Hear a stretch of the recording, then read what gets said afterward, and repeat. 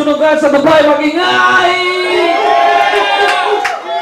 Sa kanan ko, put your hands together for Stilo! Stilo nga pala ng Dark Side, Desert Cartel, Shoe Shop. Shoutout sa Toma sa Pinas, sa Ulagang, sa Asosyo Clothing.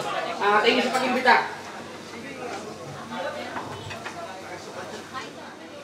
Sa kaliwa ko, put your hands together for Magic! Yo, what's up Magic ng Hyper Records? Shoutout kay Mad Mike ng Pinas, kay Armo Pit, sa buo-buo ng Hyper Records, Devil's Advocate, Sinugan, Dubai. Yes. Sa lahat po, request ko lang po.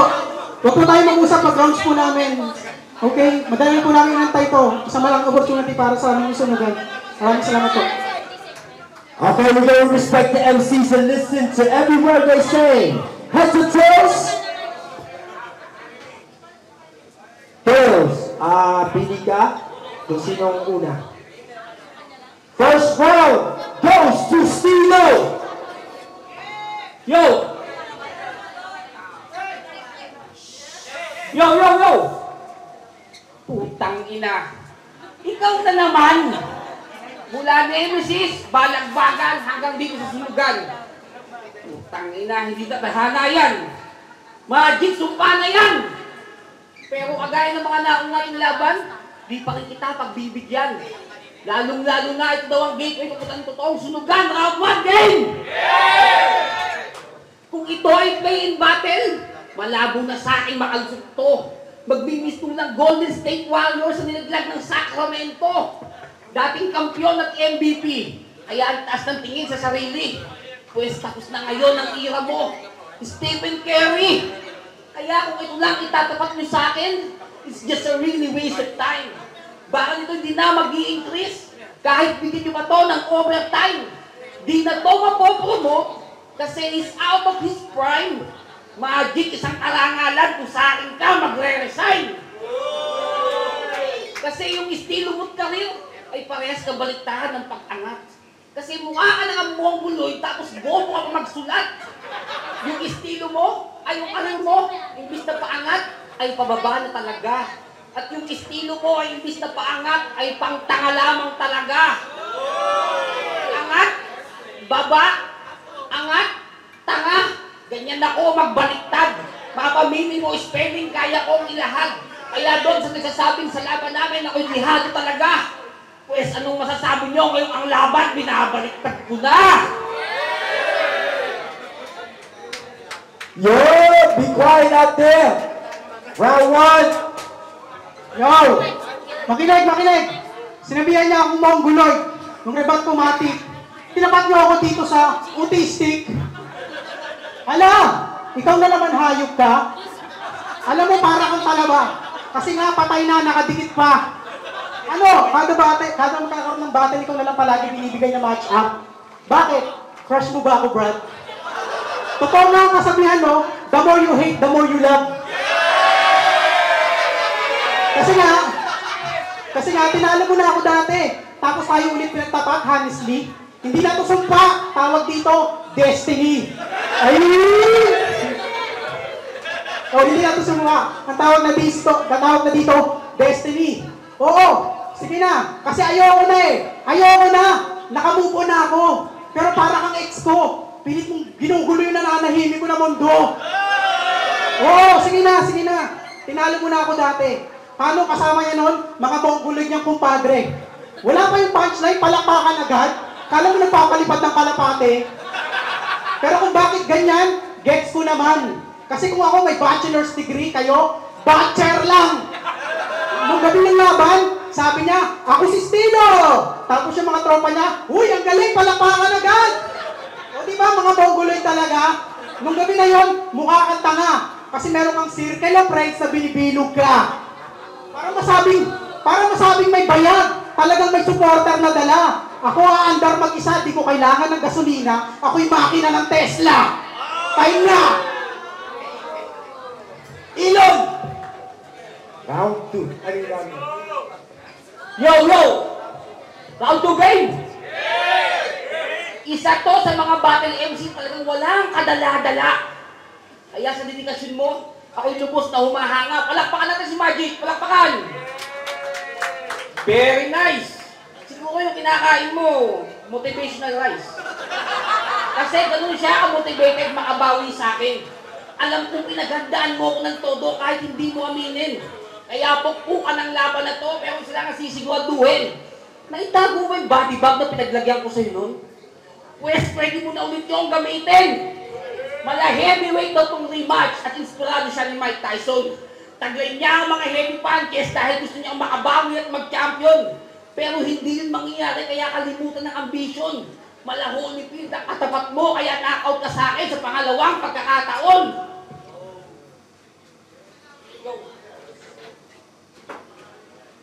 Sa akin sa pangalawang pagkakataon. At yung sobrang mong self-confidence, yan ang tatapos sa iyong karir. Yung inaasahan mong sweet revenge, patitikman mo ay double kill. Di na kailangan ng evidence, tapat ng patunay ang aking skills. Meron kang wordplay at reference, panis yan sa sense of humor ko at sex appeal. Kasi hindi ka ganong kagaling, kaya ganyan kakatanga. Doon sa pintuan may nakalagay na ang push. Puta, hinihila mo pa. Bobo ang puta. Kasi nga hindi ka ganong kagaling. Gusto ka lamang sa yabang. Super Battle MC ang dating. Gusto buwan-buwan lumalaban. Utang inang to, walang pinapalampas na event. Gusto laging kasali siya. Lagi niyang tanong, saan ang pwesto? Sa sobrang niyang excited, pupunta siya sa venue kahit sarado pa yung resto. At masyado tong iyakin. Pag yung crowd hindi nag-react sa verse niya, bias agad ang sasabihin. Gago, may karapatan silang mag-react ayon sa kanilang gusto dahil nagbabayad sila ng ticket. At obligasyon mong i-entertain sila kasi tumatanggap ka ng TF. Kaya imbis na magreklamo, ba't di mo pag-aralan yung salitang acceptance? Kusang papalakpak ang tao kung talagang deserving yung performance. Dahil ang pagkapanalo, di mo yan kailangan ipilit. Sige, sa'yo yung buong ng hurado, pero pangalan ko yung hinahanap ng tao bago bumili ng ticket. Yo, check. Quiet. Sabi niya, siya daw si Holyfield. Talaga, para kasi Mike Tyson. Kasi ang sakit mo sa tenga. Round 2. Sige, simulan natin. Ngayon, ipapakita ko sa inyo yung kinikilala niyo Joker, gaano ka-iyakin. Game? Alam niyo ba yung love story niya, mga men? Noon, may isang babaeng broken. Tapos, eto yung best friend. Yung babae gusto na maglabas ng saloobin. Ang nilabas ni Gago, uutin. Gago, ang libog mo. Sa kusina, dumiretso. Sa loob ng refrigerator, gumawa ng milagro. Kinantot mo siya nakadikit sa yelo. Lenny Robredo. Kaso mga bugok, nahuli silang nagkakantutan sa loob. Kaso nakalusot kasi nung nahuli, nagpanggap silang hotdog. Gumanon. Kaya yung asawa mong bugok, pag-uumpugin ko kayong pareho. Walang hapas na pagsasamakin hanggang lahat ng ngipin nyo mahulog sa semento. At pag parehas kayong bungal na, sisigaw ako ng, "Sagpangan na!" Oh, PSP, meaning, pangit sa pangit kayong dalawa. At nagbanggit ako ng PSP, kaya alam mo paglalaroan lang kita. Baka sabihin si Magic, nandamay na naman kinang ina. Sa GC, iiyakan na naman, masyadong serious. Itatanggi mo? Sige, yung anak nyo, magiging kamukha ni Pipus. Kaya Joker na, iyakin pa. Ano ba talaga? Sino ka? Baka Joker sa Hunter x Hunter, payasong may permanenteng luha, hiso ka. Kaya na.